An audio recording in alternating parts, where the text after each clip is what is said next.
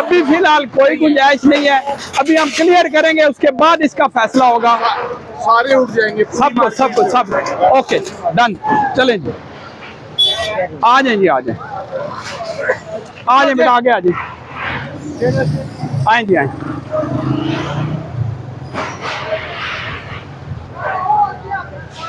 ये असल में सारा आपको पता है, बड़ी मार्केटें हैं, ये होलसेल की चादरें, रूले वगैरह, ये सारा आप देखें, आयरन, ये बहुत बड़ी मार्केट है। ये सिर्फ ये है कि ये हमें तो हम कहते हैं कि बाहर रास्ता ना बंद करें, रुकावट पैदा ना करें। अभी देखें कितना रोड खुला है, इसका रोड भी बड़ा है और इसके आगे भी जो जगह है वो भी बहुत खाली है, लेकिन ये बाहर रख के इसको वायलेशन करते हैं। अभी जैसे ये भाई साहब अभी अंदर कर रहे हैं इसको, ये देखें ना, ये जो रूला है ये बाहर पड़ा हुआ था। आदमी करने दे, करें आप करें, मैं सिर्फ दिखाना चाहता हूं कि ये जो आप काम है गलत। अंदर आप अपनी हदूद के अंदर बैठ के काम करें। आप